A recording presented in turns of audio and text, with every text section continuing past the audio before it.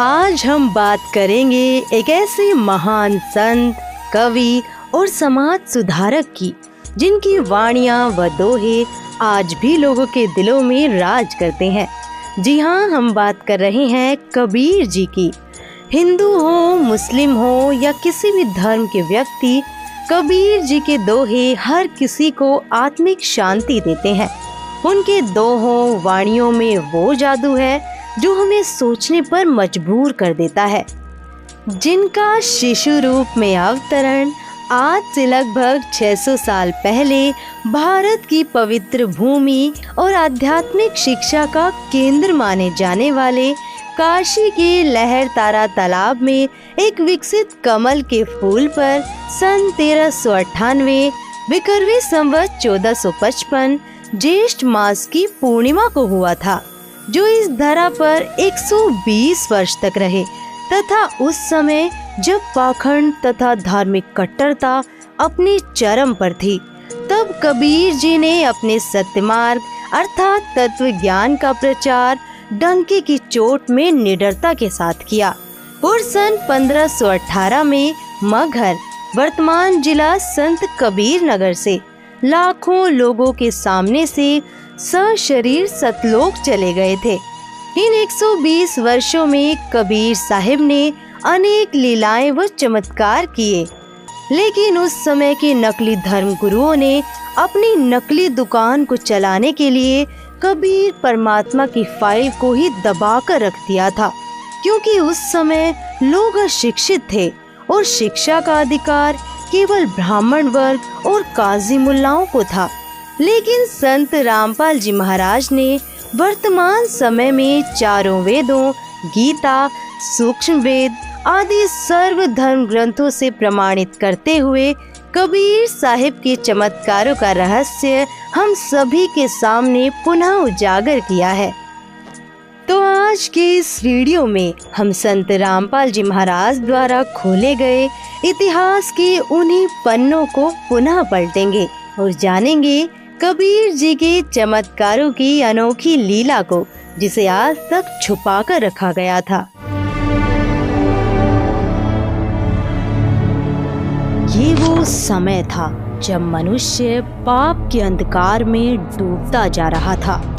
एक और थी काशी, जहाँ धर्म का अर्थ केवल कर्म कांड, जात पात और मूर्ति पूजन रह गया था, जहाँ शास्त्रों को केवल ब्राह्मण पढ़ सकते थे और छोटी जाति वालों को तो शिक्षा तक का अधिकार नहीं था।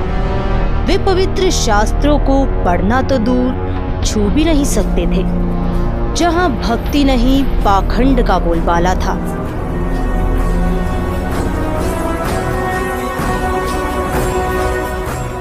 और दूसरी ओर थी दिल्ली सल्तनत, जहाँ तख्त पर बैठा था एक ऐसा सुल्तान जो खुद को आवाम का खुदा समझता था। नाम था सिकंदर लोधी, एक ऐसा शासक जिसके हुक्म से मजहब तय होता था और शमशीर के बल पर खुदा का नाम फैलाया जाता था।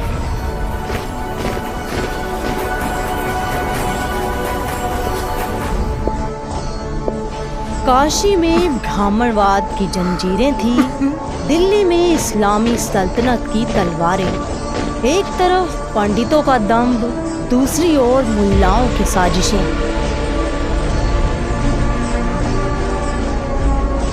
लेकिन जब पूरा समाज धर्म के नाम पर भ्रमित हो जाए, जब ईश्वर का नाम सिर्फ कुछ वर्गों की जागीर बन जाए, तब स्वयं परमेश्वर अधर्म का नाश करने और धर्म को बचाने इस धरा पर अवतरित होते हैं।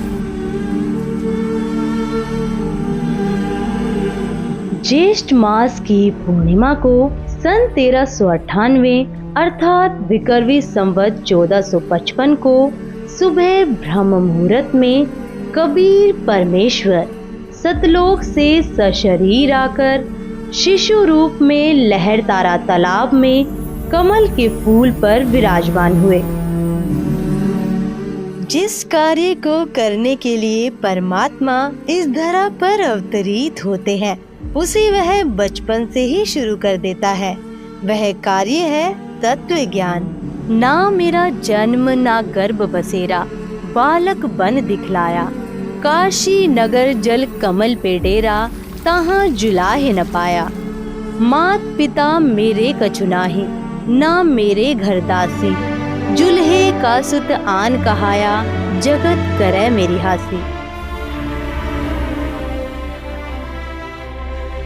जो ना धर्म बदलवाते थे ना तलवार चलाते थे, उनकी वाणी ही तलवार थी और उनका तत्व ज्ञान था अधर्म और क्रूरता का अंत। दिल्ली के बादशाह सिकंदर को एक समय जलन का रोग हो गया, जिसे सारा मुल्क सलाम करता था। आज वो अपने ही जिस्म की आग से बच नहीं पा रहा था। दवाएं हार चुकी थी, अब अल्लाह के किसी बंदे की तलाश थी। बादशाह सलामत, कैसी तबीयत है अब? जिस्म जला नहीं, पर जान हर लम्हा राख हो रही है पीर जी। हुजूर, हमने हर औषधि, हर मंत्र आजमा लिया। बादशाह, कुरान की तिलावत भी करवाई गई, मगर कोई राहत नहीं मिली। हमने हर नुस्खा आजमा लिया, अब दवा नहीं, शायद दुआ ही असर कर दे।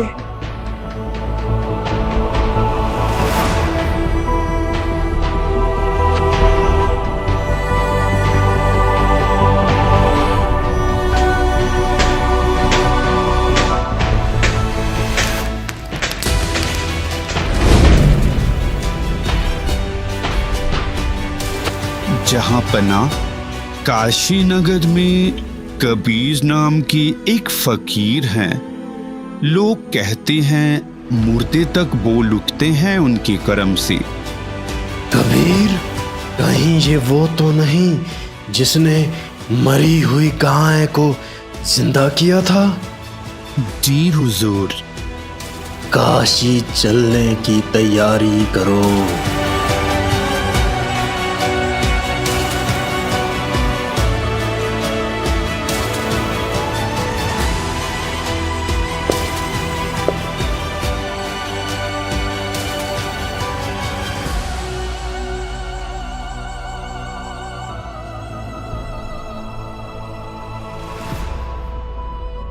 हजारों फौजें साथ थी, परंतु सिकंदर के भीतर सिर्फ एक सन्नाटा था।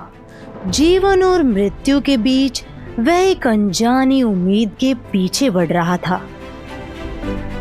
बादशाह सलामत, कृपया भोजन स्वीकार करें। तेरी खातिरदारी लाजवाब है वीर देव, मगर इस जलन ने सब लुत्फ छीन लिया है।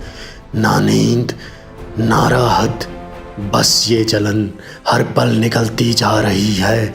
सब कुछ आजमा लिया, अब तो मौत ही आखिरी मरहम लगती है। सुना है यहाँ कोई कबीर नाम के महापुरुष हैं? जहांपना, आप अब सही चौखट पर हैं। कबीर साहिब केवल संत नहीं हैं, वे स्वयं साक्षात परमेश्वर हैं। यदि उनकी कृपा दृष्टि हो गई तो आपका रोग पूर्णतः ठीक हो जाएगा। तो बुलाओ उन्हें अभी की अभी वीरदेव। आपकी आज्ञा सिर माथे बादशाह सलामत, पर एक विनती है आपसे। बेशक, कहो। कहते हैं संत जनों को बुलाया नहीं जाता, उनकी द्वार पर सिर नवाया जाता है।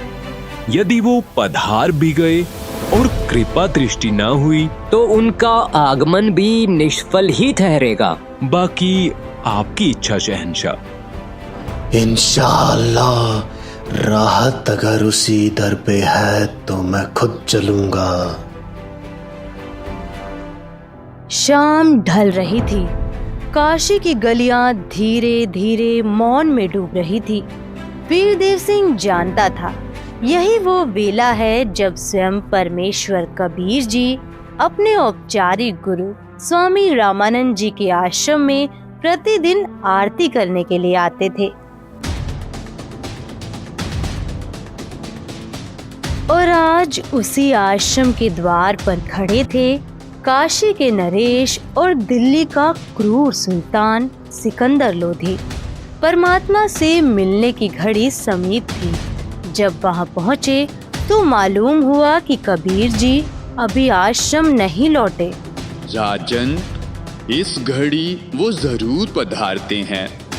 जब तक कबीर जी तशरीफ लाएं, क्यों ना यहीं आश्रम में कुछ देर इंतजार कर लें।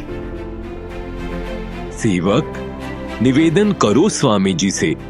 दिल्ली के बादशाह उनके दर्शनों के इच्छुक हैं और कबीर जी का इंतजार भी यहीं उनके आश्रम में करना चाहते हैं। सेवक भीतर गया और निवेदन सुनाया, पर वहां उत्तर नहीं, अपमान मिला। रामानंद जी जो मुसलमानों से घृणा करते थे। कह दो उन मांस खाने वाले पापी मलेच्छों की शक्ल भी नहीं देखता मैं। अगर बैठना है तो बाहर बैठ जाए। अगर ये महात्मा दिल्ली के ताज की तौहीन कर सकता है तो न जाने आम मुसलमानों के साथ कैसा सलूक करता होगा। अभी सबक सिखाता हूं इसे। कृपया संयम रखिए बादशाह सलामत। गुस्से ने उसकी अक्ल पर पर्दा डाल दिया और एक ही वार में उसने रामानंद जी का कत्ल कर डाला।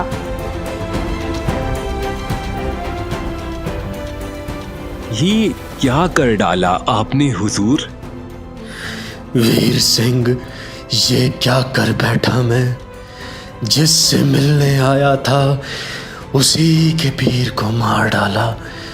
अब कबीर साहेब मुझे कभी मुआफ नहीं करेंगे। मैं गुनाहों से लदा एक बदनसीब इंसान हूँ। हे परमात्मा। वीर देव, चलो यहाँ से। कबीर साहेब अब मुझे नजरे रहमत से कभी नहीं देखेंगे। मैं उनके सामने गया तो बस बद्दुआ मिलेगी। चलो चलो इसी वक्त। जो आ गया शहंशाह, चलिए। बादशाह, मेरे गुरुदेव कबीर जी आ रहे हैं। जैसे ही कबीर साहिब जी करीब आए, वीर सिंह ने जमीन पर लेटकर दंडवत प्रणाम किया और सिकंदर भी खौफ और अदब के साथ उनके कदमों में झुक गया। दो बादशाह आज इस फकीर के दर पे कैसे आए हैं? मुझ गरीब को कैसे दर्शन दिए? कबीर जी ने अभी तो दस्ते करम उठाया भी न था और सिकंदर की सालों पुरानी जलन यूं मिट गई जैसे कभी थी ही नहीं। उसकी आंखें भर आई, पर इस बार दर्द से नहीं, रहमत से। या अल्लाह, रहम कर। मैं निहायती नीच हूँ, माफी का तलबगार हूँ। दिल्ली का बादशाह सिकंदर आज एक फकीर के कदमों में गिरा पड़ा था और बस रोए जा रहा था। क्या बात है बादशाह? हुजूर, मैंने वो जुर्म कर डाला है जिसे खुदा भी मुआफ नहीं करेगा। जिस रोग से निजात मांगने आया था वो तो आपके करम से मिट गया, पर अब इस गुनाह से कैसे निकलूं? माफ किया तुझे, अब बता क्या हुआ? क्या वाकई मुआफ कर दिया आपने? हाँ बिल्कुल, माफ किया। अब बता तेरे दिल में क्या बोझ है? मैंने गुस्से में आकर आपके पीर स्वामी रामानंद का सर कलम कर दिया। पर कबीर जी की आंखों में न गुस्सा था न शिकायत, बस करुणा का सागर था। जो हुआ मालिक की मर्जी से हुआ, लेकिन आप उनका अंतिम संस्कार करवा कर ही जाना, वरना निंदा के पात्र बन जाओगे। वीर सिंह, ये इंसान नहीं, ये तो वाकई खुदा हैं। मैंने इनके पीर को मार डाला, फिर भी इनके माथे पर शिकन तक न आई। अभी तो देखा ही क्या है बादशाह, ये तो बस शुरुआत है। ये क्या कर डाला राजा ने? ब्राह्मण हत्या महापाप हो गया। कबीर जी आ गए, कबीर जी आ गए। जैसे ही परमेश्वर कबीर जी भीतर पहुंचे तो देखा रामानंद जी का धड़ अलग, सिर अलग पड़ा था, शरीर पर चादर डाल दी गई थी। हे कबीर जी, सिकंदर ने अपने गुरुदेव की हत्या कर दी। अरे नादानो, जिसके कर्मों में जो लिखा हो वो तो उसी के हाथों पूर्ण होता है। अरे ये तो दोबारा लौट आया। कबीर जी ने अपने गुरुदेव के मृत शरीर को दंडवत प्रणाम किया और चरण छुए। उठिए गुरुदेव, दिल्ली के बादशाह आपके दर्शनार्थ आए हैं। दूसरी बार पुकारा और सिर धड़ से यूं जुड़ गया जैसे कभी जुदा ही न था। स्वामी रामानंद जी फिर से जिंदा हो उठे, लेकिन देह से जो निकला वो सिर्फ खून नहीं था, आधा खून आधा दूध। हे परमात्मा, ये कैसा संकेत है? स्वामी जी, अभी तक आप हिंदू और मुसलमानों को दो समझते हो, इसलिए आधा दूध और आधा खून निकला है। आप अन्य जाति वालों को तो अपना साथी समझ चुके हो। यह जीव सब एक है। आप तो जाने जान हो, आप तो लीला कर रहे हो। जिसके बाद कबीर जी ने बताया, कबीर अलख इलाही एक है, नाम धराया दोय। कहे कबीर दो नाम सुनी, भरम परो मति कोय। कबीर राम रहीमा एक है, नाम धराया दोय। कहे कबीर दो नाम सुनी, भरम परो मति कोय। कबीर कृष्ण करीमा एक है, नाम धराया दोय। कहे कबीर दो नाम सुनी, भरम परो मति कोय। कबीर राम कबीर एक है, कहन सुनन को दोय। दो करी सोई जानई, सतगुरु मिला न होय। जिसके बाद स्वामी रामानंद जी की आंखें भर आई। उन्होंने सिकंदर को सीने से लगा लिया। इसके बाद रामानंद जी हिंदू तथा मुसलमानों को तथा सर्व जाति व धर्मों के व्यक्तियों को प्रभु के बच्चे जानकर प्यार देने लगे। दिल्ली के बादशाह सिकंदर लोधी के साथ उनका धार्मिक पीर शेख तकी भी बनारस गया था, लेकिन वह हिंदू संतों से बहुत ईर्ष्या करता था तथा उन्हें व उनके शिष्यों को काफिर कहता था। इसलिए वह सिकंदर लोधी और वीर देव सिंह के साथ स्वामी रामानंद जी के आश्रम नहीं गया था और वीरदेव सिंह के महल में बने विश्राम गृह में ही रुका। सिकंदर लोधी विश्राम गृह में आकर शेख तकी से, पीर जी, मेरा लाइलाज रोग जिसे कोई भी शफा न दे सका, इन्होंने बस एक नजरे करम से रफा कर दिया। और ऐसे भी पीर जी, उन्होंने मेरे सामने मेरे ही हाथों कत्ल किए गए उनके गुरुजी को फिर से जिंदा कर दिया। शेख तकी जलन से भर उठा और कहने लगा, अगर ये कबीर अल्लाह है तो मैं इसका इम्तहान लूंगा। अगर ये मेरे सामने किसी मुर्दे को जिंदा कर दे तो मैं इसे अल्लाह मान लूंगा, वरना दिल्ली जाकर ऐलान कर दूंगा कि शाह सिकंदर लोधी अब हिंदू बन चुका है। सिकंदर लोधी ये सुनकर परेशान हो गया। उसे डर था कि अगर शेख तकी ने ऐसा कर दिया तो पूरे मुल्क में बगावत छिड़ जाएगी।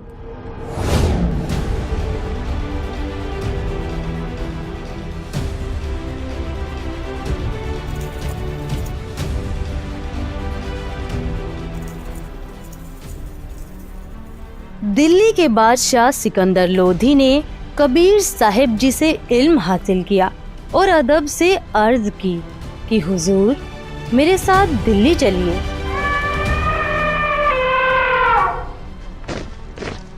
बादशाह ने कबीर जी को अपने साथ हाथी की अंबारी में बैठाया, जिसमें बादशाह के सिवा किसी को बैठने की इजाजत नहीं थी। सब लोग दिल्ली के लिए रवाना हो गए। रात के वक्त सफर में एक दरिया के किनारे काफिला ठहरा ताकि सुबह आगे का सफर तय किया जाए।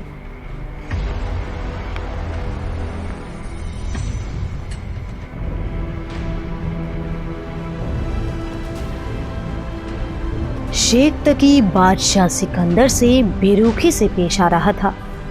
क्या मामला है पीर जी? तुझे नहीं पता इस कबीर काफिर को अपने साथ क्यों रखा है? ये काफिर नहीं, अल्लाह है पीर जी। अच्छा, अब अल्लाह इंसानी शक्ल में आ गया। अल्लाह ऐसे हैं पीर जी? आखिर आपको यकीन कैसे होगा पीर जी? अगर वो काफिल मेरे सामने किसी मुर्दे में जान फूंक दे तो हमें यकीन आएगा।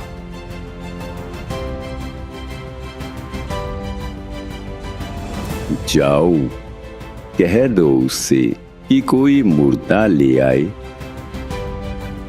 अगले रोज सुबह एक 10-12 साल के बच्चे की लाश दरिया में तैरती हुई नजर आई। लो आ गया मुर्दा, अब जिंदा करके दिखाओ।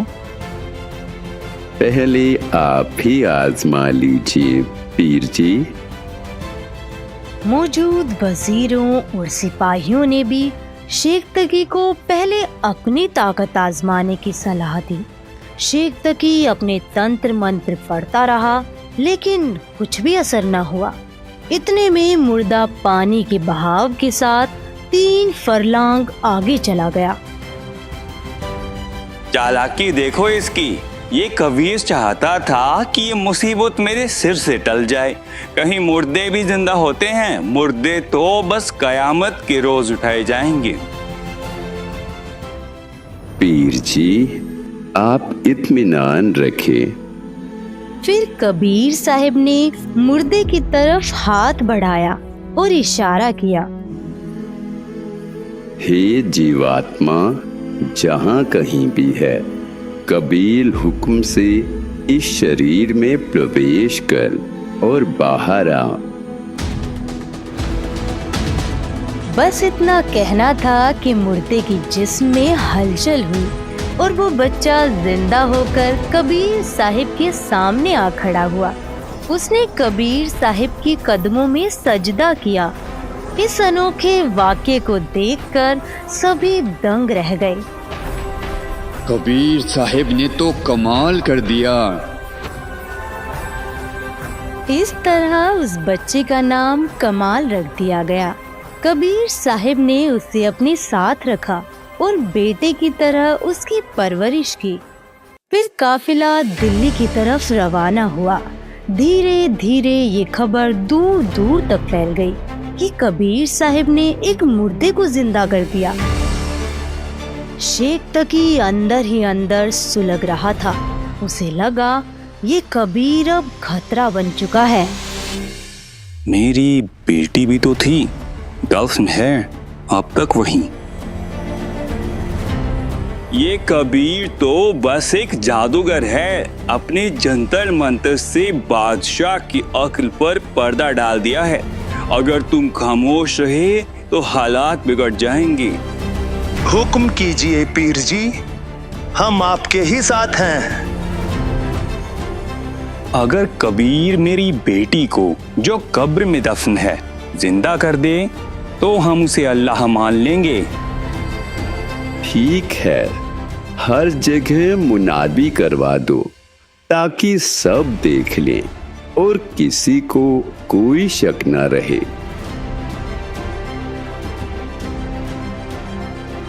सुनो सुनो सुनो, बादशाह का हुक्म हुआ है।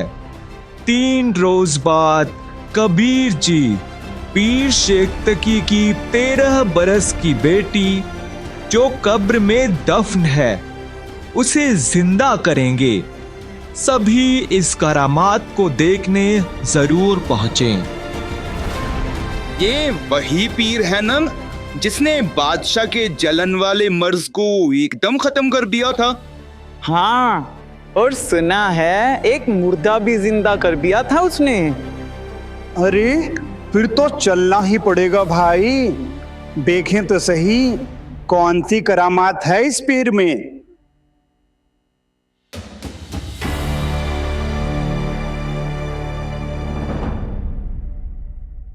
हजारों लोग इस अनोखे वाक़े को देखने के लिए जमा हुए। कबीर जी ने कब्र खुदवाई जहां एक 12-13 साल की लड़की की लाश थी। पहले आप कोशिश करें। अगर वाकई करामात होती तो अपनी बेटी को कौन मरने देता पीर जी? औलाद के लिए तो आदमी जान तक दे देता है। मेहरबान हैं आप ही रहमत करें। हे शेख तकी की बेटी, जिंदा हो जा। क्या हुआ पीर साहब, जादू कमजोर पड़ गया क्या? हे शेख तकी की बेटी, जिंदा हो जा। कह रहा था अल्लाह है तू, अब क्या हुआ?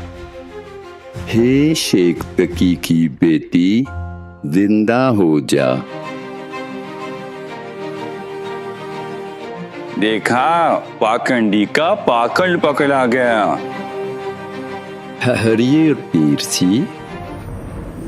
हे जीवात्मा, जहां कहीं भी है, कबील हुक्म से इस शरीर में प्रवेश कर और बाहर आ। बस इतना फरमाना था कि लाश में हलचल हुई और लड़की जिंदा होकर बाहर आ गई।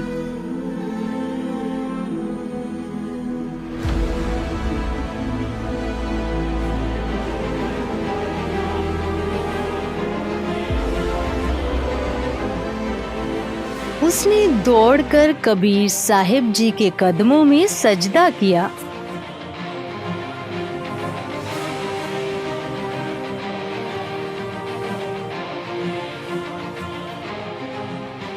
जिंदा हुई लड़की ने 1.5 घंटे तक कबीर साहिब जी की महिमा का गुणगान किया। ये कोई मामूली बुनकर नहीं, ये वही हैं जो अनगिनत जहानों के मालिक हैं। तुम इंसान समझ बैठे हो इन्हें, और मैं कहती हूँ खुदा है ये। इनके कदमों में गिरकर अपनी रूह को निजात दिलाओ, वरना ये मौका फिर कभी न मिलेगा। यही रास्ता है उस जहां तक पहुंचने का जहां कभी मौत नहीं आती। इस काल के फंदे से निजात सिर्फ एक के पास है, बंदी छोड़ कबीर साहिब। ना व्रत, ना रोजा, ना तीर्थ, ना इबादत, कुछ भी नहीं छुड़ा सका मुझे उस अजाब से। मैं भटकी, बहुत भटकी। इबादत नहीं थी, बस सिखावा था, और हर जन सजा बन गया। बेटी, अब जाओ अपने पिता के पास। मेरे असली वालिद तो आप हैं। इसने तो मुझे जमीन में दफन कर दिया था।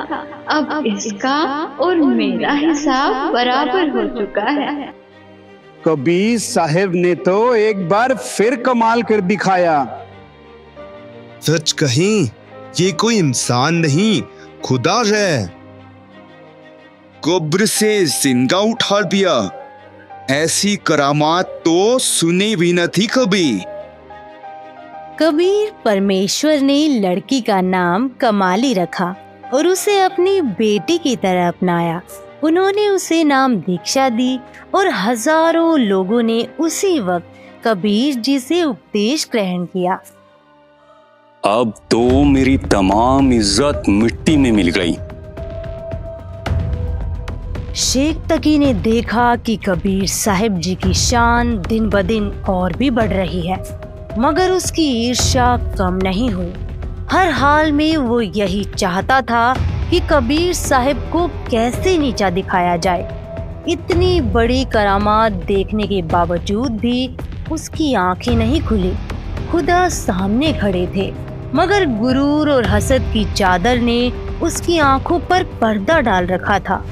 कुछ दिनों बाद शेख तकी ने फिर से मुसलमानों को इकट्ठा किया और ऊंचे स्वर में ऐलान किया, ये कबीर कोई जादूगर है, हम इसका एक और इम्तिहान लेंगे।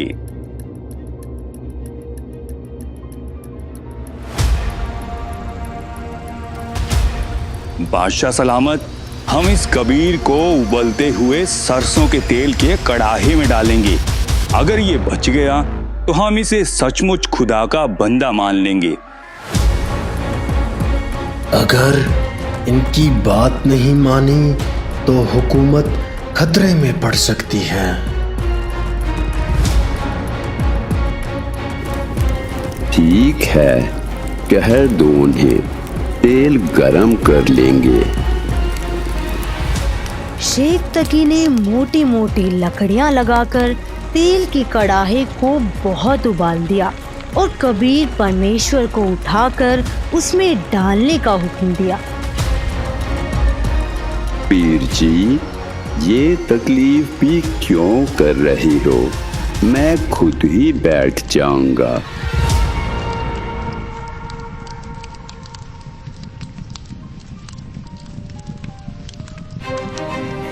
ये कहकर कबीर साहिब जी खुद ही उबलते हुए तेल के कड़ाहे में बैठ गए। सिर्फ उनकी गर्दन बाहर दिखाई दे रही थी, बाकी जिस्म खौलते तेल में था। कबीर साहिब जी आराम से बैठे थे, मानो किसी ठंडे पानी में बैठे हों, लेकिन शेख तकी फिर भी कबीर जी पर तंज कसे जा रहा था। ये जादूगर है, इसने तेल की तासीर ठंडी कर दी, वरना ये उबाल बहुत तेज था। कहीं सचमुच तेल ठंडा तो नहीं हो गया? मुझे खुद आजमाना चाहिए।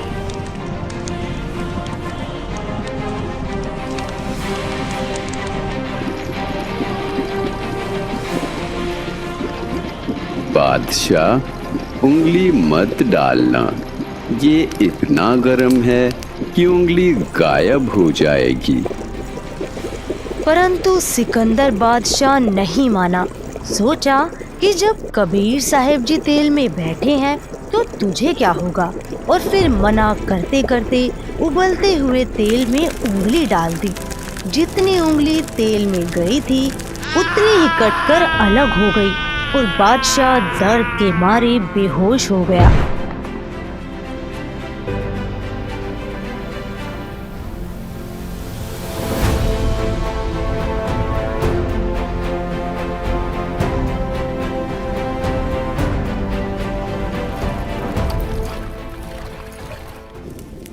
तब कबीर साहिब जी कड़ाहे से बाहर आए और सिकंदर की कटी हुई उंगली को पकड़कर पूरा कर दिया।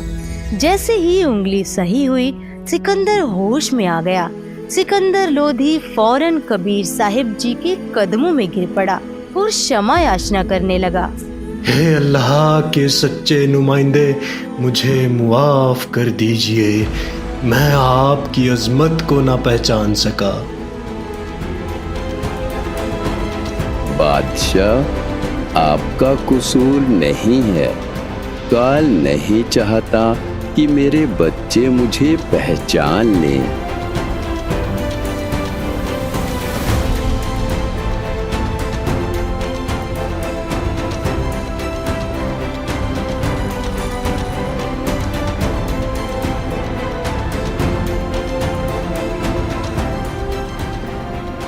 चलिए पीर जी।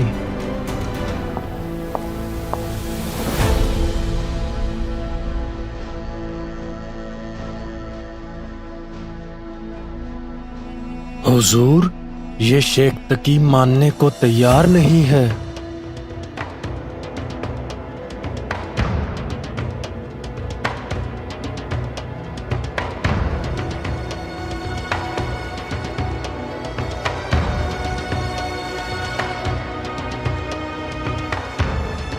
ठीक है बादशाह, कर लेने दे इसे जो ये करना चाहता है।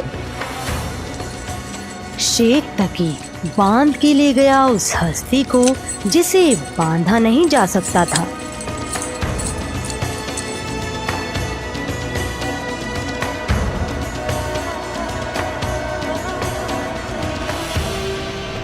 फिर डाल दिया उसे गहरे कुएं में, जहां न रोशनी पहुंची थी, न ही इंसानियत कभी उतरी थी। ऊपर से भर दिया 150 फुट तक, जैसे खुदा को मिट्टी में छुपाया जा सकता हो। और फिर चला गया सिकंदर के पास, धोकर अपना मुंह और वही दागदार इरादा। बादशाह, कर दिया तेरे शेर को खत्म। इतनी मिट्टी डाल दी है उस पर, हवा भी नहीं पहुंच पाएगी वहां। पीर जी, आप किसकी बात कर रहे हैं? तेरे पीर कबीर की। आज हमने उसे खत्म कर दिया। पीर जी, परमेश्वर कबीर जी तो अभी अभी मेरे हुजरे में थे, वे तो कहीं गए ही नहीं। शेख तकी भागता हुआ अंदर गया और देखा परमेश्वर कबीर जी अपने आसन पर इत्मीनान से बैठे थे। यह देखकर वो सन्न रह गया। परमात्मा के ऐसे करामात देखकर हजारों लोग सच्ची इबादत की तरफ आ गए, मगर शेख तकी फिर भी हकीकत कबूल करने को तैयार न था। उसके लिए बेहतर यही था कि वो अपने गुरूर को छोड़कर कबीर साहिब जी के कदमों में गिरकर तौबा करता, मगर उसने अपनी मान बढ़ाई में डूबकर और भी ईर्ष्या पैदा कर ली। जब कबीर साहिब जी काशी लौटे तो उसकी जलन और भी बढ़ गई। ये कबीर किसी भी तरह मर ही नहीं रहा, आखिर कैसे खत्म करूं इसे? नफरत अब हद पार कर चुकी थी और एक रात वो कुछ गुंडे लेकर निकला कबीर जी की झोपड़ी की तरफ।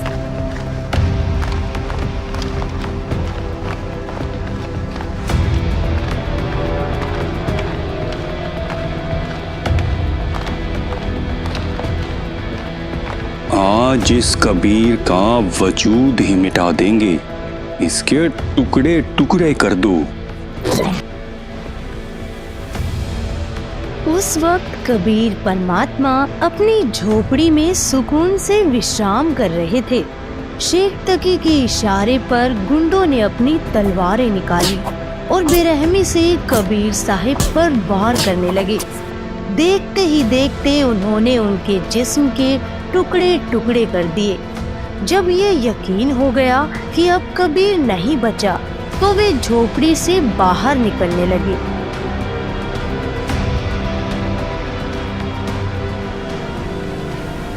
पीर जी, दूध पीकर जाना ऐसे थोड़े ही जाते हैं। ये आवाज सुनते ही शेख तकी और उसके गुंडों के रोंगटे खड़े हो गए। जब वे पलटे तो देखा कबीर साहिब पूरी तरह सलामत खड़े मुस्कुरा रहे थे। उनके चेहरे पर नूर बरस रहा था। ये देख शेख तकी और उसके गुंडों के पैरों तले जमीन खिसक गई। डर के मारे सभी वहां से भाग खड़े हुए। उनकी रूह तक कांप गई। लेकिन इस खौफ का असर ये हुआ कि उन गुंडों को तेज बुखार चढ़ गया। कई दिनों तक उनका बदन जलता रहा, बेचैनी से तड़पते रहे। तब खुद कबीर परमेश्वर उनकी मदद के लिए पहुंचे। उनके सिर पर आशीर्वाद भरा हाथ रखा। बेवकूफों, ये पीर तुम्हें मरवा कर छोड़ेगा। ये तुम्हें गुमराह कर रहा है। कबीर परमेश्वर की वाणी में इतनी शक्ति थी कि उनके वचन सीधे उन गुंडों के हृदय में उतर गए। उनका बुखार शांत हुआ और उनकी आंखों से पर्दा उठने लगा। उन्होंने अपनी गलतियों के लिए क्षमा मांगी और उसी क्षण से परमेश्वर कबीर के चरणों में स्वयं को समर्पित कर दिया। कबीर की वाणी न सिर्फ शब्द थी बल्कि एक क्रांति थी। उन्होंने न धर्म बदला न तलवार उठाई, बस सत्य का दीप जलाया जो सदियों तक रोशन रहा। शेख तकी का गुरूर टूटा पर उसकी आंखें न खुली। शेख तकी का अहंकार और ईर्ष्या उसे सत्य से दूर करती चली गई। परमेश्वर कबीर ने बार बार उसे अवसर दिए, उसे सत्य का मार्ग दिखाया, लेकिन शेख तकी अपने अंधकार में ही लिप्त रहा। उसने कभी यह स्वीकार नहीं किया कि जिस परम सत्ता को वह चुनौती दे रहा था वह स्वयं अल्लाह है। लेकिन हजारों दिलों में कबीर का संदेश गूंज उठा। न हिंदू न मुसलमान, बस इंसानियत का एक रास्ता। उनके उपदेशों ने काशी से दिल्ली तक और दिल्ली से सारे जहां तक सत्य की गंगा बहा दी। कबीर साहिब की महिमा और उनके चमत्कार दूर दूर तक फैलते रहे। आम जनता से लेकर बड़े बड़े शासक तक सभी ने उनकी शक्ति और उनके ज्ञान को नमन किया। उन्होंने न केवल बीमारों को ठीक किया, मुर्दों को जीवन दिया, बल्कि धर्म के नाम पर फैले पाखंड और अत्याचार को भी समाप्त किया। कबीर परमेश्वर ने दिखाया कि सत्य को न जंजीरें बांध सकती हैं, न मृत्यु डरा सकती है। कबीर साहिब ने समाज को एक ऐसा मार्ग दिखाया जहां प्रेम, समानता और सत्य सर्वोपरि थे। उनकी वाणी ने युगों युगों तक मानव जाति को प्रेरित किया और आज भी उनके संदेश हमें सही राह दिखाते हैं। कबीरा खड़ा बाजार में सबकी मांगे खैर। कबीरा खड़ा बाजार में सबकी मांगे खैर। ना कहूँ से दोस्ती ना कहूँ से बैर, कबीरा ना कहूँ से बैर। आज भी कबीर की वाणी हर उस दिल में गूंजती है जो सत्य की खोज में है। वो न सिर्फ एक संत थे, वो थे सतलोक के संदेशवाहक। वो थे स्वयं परमेश्वर जिन्होंने अपनी वाणी और अपने चमत्कारों से यह सिद्ध किया कि ईश्वर की शक्ति सर्वव्यापी है और प्रेम ही सबसे बड़ा धर्म है। और आज कबीर परमेश्वर के अवतार संत रामपाल जी महाराज भी समाज को ऐसा ही मार्ग दिखा रहे हैं जहां प्रेम, समानता और सत्य सर्वोपरि है। उनका नारा है, जीव हमारी जाति है, मानव धर्म हमारा। हिंदू, मुस्लिम, सिख, ईसाई धर्म नहीं कोई न्यारा। संत रामपाल जी महाराज कबीर साहिब के मार्ग को अनुसरण करते हुए धार्मिक पाखंडों, जात पात, धार्मिक भेदभाव को तत्व ज्ञान से समाप्त कर रहे हैं। लेकिन जिस तरह करीब 600 वर्ष पहले कर्मकांडी ब्राह्मणों और काजियों ने आवाम को गुमराह कर कबीर साहिब के ऊपर अनेक सितम ढाए थे, जिसे अभी आपने वीडियो में देखा, ठीक उसी तरह आज के नकली धर्मगुरुओं द्वारा संत रामपाल जी महाराज के तत्व ज्ञान को रोकने का नाकाम प्रयास किया जा रहा है, जिसके कारण संत रामपाल जी महाराज को सन 1995 से आज तक संघर्ष का सामना करना पड़ रहा है। इस विषय में कबीर साहिब ने स्वयं भी कहा है, जो मम संत सत्य उपदेश दृढ़ावे, बाकी संग सब राड बढ़ावे। या सब संत महंतन की करनी, धर्मदास में तो सेवरणी। जिस तरह कबीर साहिब के तत्व ज्ञान को ये नकली धर्म गुरु 600 वर्ष पहले नहीं रोक सके थे, आज उसी तरह कबीर साहिब के अवतार संत रामपाल जी महाराज के तत्व ज्ञान को भी ये नकली धर्म गुरु नहीं रोक सकते, क्योंकि सत्य को कुछ समय छुपाया तो जा सकता है, लेकिन उसे मिटाया नहीं जा सकता।